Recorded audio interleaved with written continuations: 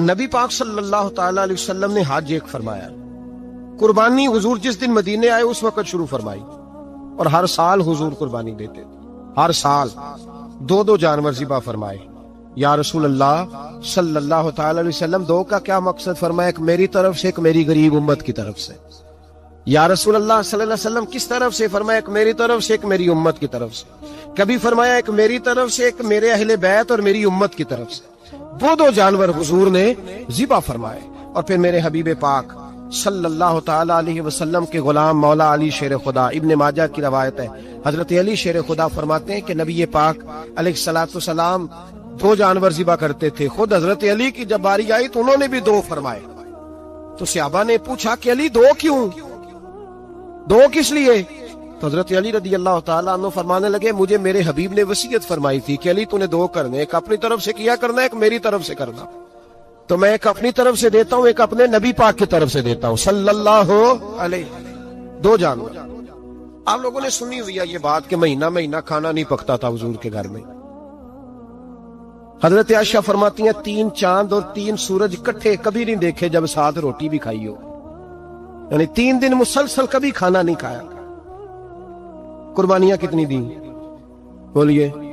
حضرت علی شیر خدا کا مکان کوئی نہیں اپنا، کوئی گھر نہیں بنایا۔ مولا کائنات شیر خدا، میں نے یہ بات پھر دہرا رہا ہوں، پہلے بھی میں نے عرض کی تھی، پکا کرنے کے لیے دہرا رہا ہوں۔ حضرت علی کا کوئی کاروبار نہیں بظاہر۔ بی بی صاحبہ فرماتی ہیں کہ کئی ہفتے صرف سرکہ اور کھجوریں۔ قربانیاں کتنی؟ اسی سارے صاحب لان ٹورے ہیں کہ ساڑھے تے لگ دیئے کہ نہیں، پکا۔ اور پھر جب بات ہوتی ہے دینے کی تو ماحول اور ہوتا ہے، جب لینے کی باری ہوتی ہے تو ماحول اور ہوتا ہے۔ قربانی واجب ہے اس شخص پر جس کے پاس 52.5 تولے چاندی یا 7.5 تولے، لیکن میں 7.5 تولے والا فتویٰ نہیں دیتا، میں 52.5 تولے چاندی والا فتویٰ دیتا ہوں، اس لیے کہ 52.5 تولے چاندی تو شاید تولہ یا 1.5 تولہ سونے کے برابر ہی ہو جائے، ٹھیک ہے نا جی؟ تو 7.5 تولے سونا 50-60 ہزار روپیہ جس آدمی کے اکاؤنٹ میں موجود ہے وہ قربانی کرے۔ بلکہ امام شافعی رحمۃ اللہ علیہ فرمایا کرتے تھے جس نے 3 کمروں کو تالا لگایا ہوا ہے وہ 3 کمرے فارغ ہیں، اس کے کسی کام کے نہیں، ان کی قیمت کا حساب لگائے، اور چھت پہ سٹور بنا دیا ہے، کوئی مطلب نہیں اس کا، اور جو ویسے رکھے ہوئے ہیں کوئی معنی ہی نہیں کمرے کا، فرماتے تھے حساب لگائے، قربانی کرے۔ رب کریم کی بارگاہ میں دینے کا جب معاملہ آیا تو گول کر گیا کام۔ میرے رسول کائنات سرور عالم صلی اللہ علیہ وسلم کا جب اپنے لیے چیزیں استعمال کرنے کا ماحول ہے تو محبوب پاک علیہ الصلوۃ والسلام نے مہینہ روٹی نہیں پکائی۔ یہاں جو آدمی ہر جمعرات کو 4 کلو بکرے کا گوشت پکاتا ہے اور ہر تیسرے دن مرغی کا گوشت لاتا ہے، وہ قربانی کی باری آتی ہے تو کہتا ہے میرے پہ لگتی نہیں۔ وہ ٹھیک ہے ابا جی لے آئے، ابا جی کی طرف سے قربانی ہے، اس دفعہ ابا جی کی، اگلی دفعہ اماں جی کی، اس سے اگلی دفعہ دادی جی کی۔ او خدا کے بندو، جس آدمی کے پاس پیسے ہیں پہلے اپنی قربانی واجب ہے۔ میری بات کی سمجھ آ رہی ہے عزیزوں کو؟ جو آدمی صاحب استطاعت ہے پہلے کس کی قربانی کرے گا؟ وہ کمائی کرتا ہے، اس کے اپنے اکاؤنٹ میں تنخواہ آتی ہے، ابا جی کے اکاؤنٹ میں نہیں آتی۔ اس نے اپنا بینک بیلنس چوری بھی رکھا ہوا ابا جی سے۔ پہلے اپنی قربانی کرے، اگر اس کو شوق ہے، دل کرتا ہے تو ایک اور خریدے، پھر ابا جی کی طرف سے کرے۔ اگر اللہ نے توفیق دیا تو ایک اور خریدے، اماں جی کی طرف سے کرے، اور اگر اس کے دل کو اللہ ٹھنڈک عطا کرے، سکون کرے تو پھر اپنے رسول کی طرف سے بھی قربانی دے، پھر اپنے محبوب کی جانب سے بھی قربانی کرے۔ نبی پاک صلی اللہ تعالی علیہ وسلم نے ہر سال 2 قربانیاں دی، 10 سال، کل کتنی ہوگی 10 سالوں میں؟ بولیے۔ اور جب حضور حج کرنے گئے نبی پاک نے 63 اونٹ ذبح فرمائے۔ ایک اونٹ میں کتنی قربانیاں ہوتی ہیں؟ 63 اونٹ حضور نے ذبح فرمائے۔ اور حدیث بڑی مزیدار ہے، حضرت ابو ہریرہ رضی اللہ تعالیٰ عنہ فرماتے ہیں کہ جب اونٹ ذبح کرنے کی باری آئی تو ہم سوچ رہے تھے، پریشان تھے کہ یہ تو بڑا مشکل ہے ذبح کرنا، بڑا مشکل ہے، اس کو تو نہر کرنا پڑتا ہے، گرانا پڑتا ہے، باندھنا پڑتا ہے، سب سے مشکل کام اونٹ ذبح کرنا ہے۔ تو نبی پاک صلی اللہ علیہ وسلم کی تو عادت کریمہ ہے، اپنے ہاتھ سے ذبح کرتے ہیں حضور۔ وہ ہمارا اللہ خیر کرے، اب اللہ ہی حافظ ہے، ذبح کرنا تو دور کی بات ہے۔ ہمارا جو بی اے پاس لڑکا ہے نا، اس کو ڈر آتا ہے جانور کے پاس کھڑے ہوتے بھی، کہتے ہیں بچوں کو اندر لے جاؤ، 10 سال کا 12 سال کا اندر لے جاؤ، ذبح کرنا روئے گا۔ اور بس کرو یار، یہ کس قوم سے تمہارا تعلق پڑ گیا ہے؟ ہمارے تو 12 اور 14 سال کے معوذ اور معاذ ابو جال کی گردن کاٹ کے رکھ دیا کرتے تھے، اور تو بچہ بکرا ذبح کرنے سے ڈرا رہا ہے، اس کو کھڑا کر لا کے۔ قربانی تو جہاد کی ٹریننگ ہے، وہ کھڑا کر، اس کو کہا بیٹا یہاں کھڑا ہو، اللہ کے رستے میں بکرے کی گردن کاٹنی ہے، اگر کوئی شخص خدا رسول کے دین کی مخالفت کرے، کفر کا جھنڈا اٹھائے تو اس کی گردن بھی کاٹنی ہے۔ یہ ٹریننگ ہے بچوں کے لیے۔ یہاں عجیب ماحول ہے، ڈر لگ رہا ہے، پیچھے ہٹ جاؤ۔ اور جس صاحب کی قربانی ہے وہ بھی کوئی 1.5 کلومیٹر کے فاصلے پہ کھڑے ہیں، دور کھڑے ہو کے دیکھ رہے ہیں۔ نفیس ہی بڑے ہیں جناب، لطیف ہی بڑے ہیں، کپڑوں کو کوئی قطرہ خون کا لگ گیا تو بڑی مصیبت بن جائے گی۔ اور امیر آدمی اس کا تو گھر کسائی نے خود فون کیا ہے کہ صاحب سب سے پہلے میں آپ کے گھر آؤں گا، اس کو پتہ ہے کہ منہ مانگی قیمت ملے گی۔ مہربانی فرمائیں، قربانی میرے رسول پاک صلی اللہ علیہ وسلم سے زیادہ نفاست والی طبیعت کسی کی نہیں۔ صحابہ کہتے ہیں اتنا حسین محبوب کا انداز تھا کہ کبھی کپڑوں پہ مکھی بھی نہیں بیٹھی تھی، اور حضور سے ہم سلام لیتے تھے، دست مبارک چومتے تھے تو ہمارے ہاتھوں سے کستوری کی خوشبو آنے لگتی، اور فرماتے ہیں نبی پاک کا ہاتھ یوں ہوتا تھا کہ برف بھی اتنی ٹھنڈی نہیں جتنا پیارا حضور کا ہاتھ ٹھنڈا ہوتا تھا۔ پھر بھی حضور دست مبارک میں خنجر پکڑتے، جانور کو لٹاتے اور اپنی تہمت کو سمیٹتے، اور اللہ کے حبیب گھٹنا رکھتے اس کی گردن پر، اور بسم اللہ اللہ اکبر کہہ کے ذبح فرماتے۔ حضور خود دست مبارک سے، تو اتنا زیادہ نازک مزاج ہو گیا ہے کہ اب یہ والی سنت ادا کرنا مشکل ہو گیا تیرے لیے۔ 63 اونٹ ہیں، اور صحابہ کرام علیہم رضوان فرماتے ہیں کہ حال یہ ہے ہم سوچ رہے ہیں کیسے ذبح کریں گے، کیا کریں گے، کیسے گرائیں گے، اور نبی پاک صلی اللہ علیہ وسلم کہتے ہیں ہم ابھی سوچ میں ہی تھے کہ حضور نے چھری پکڑی۔ خنجر جب حضور نے اٹھایا تو فرماتے ہیں اونٹ دوڑتا ہوا آیا اور نبی پاک کے سامنے آ کے لیٹ گیا۔ فرماتے ہیں اللہ کے رسول نے بسم اللہ اللہ اکبر کہہ کے ذبح کیا، اس نے ٹانگ بھی کوئی نہیں ہلائی، پیر بھی کوئی نہیں ہلایا۔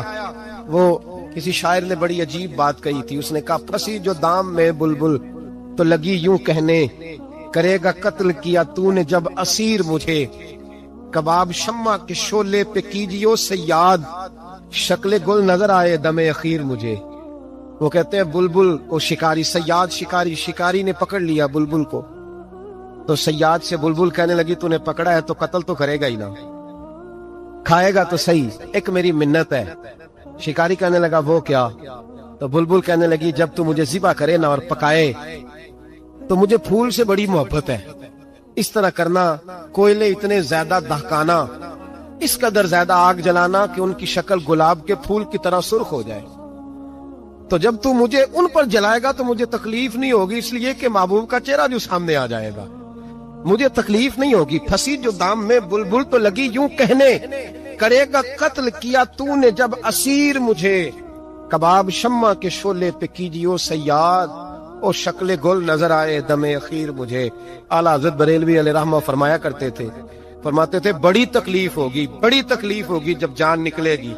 روایتوں میں آتا ہے جس طرح باریک دوپٹہ جھاڑیوں پہ ڈالا جائے، کھینچا جائے تو پھٹ جاتا ہے، یوں تکلیف ہوگی۔ پر فرمانے لگے رسول اللہ کے غلام کو کوئی تکلیف نہیں ہوگی۔ حضور کیوں؟ فرمایا اس لیے کہ جب جان نکلنے لگے گی تو سامنے جلوہ وضوحات آ جائے گا، حضور کے جلوے ہوتے رہیں گے تو پتہ ہی نہیں چلے گا جان کیسے نکل گئی۔ پھنسی جو دام میں بلبل، تو صحابہ فرماتے ہیں کہ اونٹ دوڑتا ہوا آیا، حضور کے سامنے آ کے لیٹا، نبی پاک نے ذبح فرمایا اور فرماتے ہاتھ دھو گئی۔ حضور نے توجہ فرمائی تو دوسرا دوڑتا ہوا آ گیا، تیسرا آ گیا۔ حضرت ابو ہریرہ فرمایا کرتے اونٹ ایک دوسرے کو دھکے دیتے تھے، پیچھے ہٹ جا، پہلے میں نے جانا ہے، پہلے میں نے جانا ہے۔ 63 اونٹ وادی مینا میں حج کے موقع پر میرے رسول پاک نے دست مبارک سے ذبح فرمائے۔ ہر قربانی حضور نے اپنے ہاتھوں سے فرمائی۔ قربانی واجبات دین میں سے، ضروریات دین میں سے ہے، اور کوئی اتنا لمبا چوڑا مسئلہ نہیں۔ بہت ساری چیزوں کو خود بخود مشکل کر لیتے ہیں۔ ٹی وی پہ خبر آتی ہے فیصل آباد کے 2 بیل ہیں، بولو اور ڈولو، پتہ نہیں کتنے من ان کا وزن ہے۔ ان سے پوچھا جا رہا ہے کہ بولو ڈولو کھاتے کیا ہیں؟ تو کہتے ہیں بادام کھاتے ہیں، مکھن کھاتے ہیں۔ یہ جناب پتہ نہیں ان کو دودھ کتنے کلو روز پیتے ہیں، اور بولو ڈولو بیچارے سے خود نہیں چلا جا رہا، لگ ایسے رہ جیسے وہ خود کہہ رہے ہیں مہربانی کرو ہمیں ذبح کر لو، اب تو اٹھا بیٹھا بھی نہیں جا رہا۔ او خدا کے بندو، دین کی اصل حقیقت کو سمجھو۔ یہ تو حضور نے فرمایا خوبصورت جانور لاؤ، یہ کس حدیث میں آیا ہے کہ اسے بادام کھلاؤ؟ آج لوگ انسانوں کو روٹی نہیں مل رہی اور جانوروں کو بادام کھلا رہے ہو۔ کو کرنے اس کے حصے میں جو اللہ نے شے رکھی ہے نا وہ چارہ ہے. اس کو چارہ کھلاؤ اور اچھے طریقے سے پیٹ بھر کے کھلاؤ. جانور کو پیٹ بھر کے چارہ کھلایا جائے تو جتنی اس کی طبیعت ہوتی ہے اس حساب سے وہ صحت مند ہو جاتا ہے. باقی یہ تو آپ کسی شخص کو اتنا کھلا دیں کہ اس کا پیٹ اتنا بڑا ہو جائے, پھول جائے, تو وہ بیچارہ تکلیف میں آئے گا کہ نہیں آئے گا؟ یہ کس قسم کا ماحول ہے؟ ایک بکرا بکا لاہور میں اور سیٹھوں نے شرطیں لگائی ہوئی ہیں, میں 5 لاکھ کا لایا ہوں تو میں 9 لاکھ کا. یہ کیا چکر ہوا؟ مجھے اتنا کھلایا جی اس کو فلاں چیز. یہ کس نے کہا ہے کھلانے کا؟ بادام کھانا کس حدیث میں آیا؟ کس صحابی نے اپنے بکرے کو بادام کھلائے؟ کس نے مکھن کھلایا؟ کس نے پیڑے کھلائے ہیں؟ بس کرو, عجیب تماشا لگ گیا. اور یہاں تو اتنی بری حالت ہو گئی ہے کہ عورتیں ناچنے لگی ہیں قربانی کے جانوروں کے آگے, بیبیاں بیچنے لگی ہیں. اللہ کے غضب کو آواز نہ دو. یہ قربانی ہے کہ ہر چیز کا, مذہب کی ہر شے کا مذاق بنا دیا ہے. جس دین نے عورت کی اپنی قربانی بھی ہو تو اس کو ذبح کرنے کی اجازت نہیں دی, مرد ذبح کرے گا.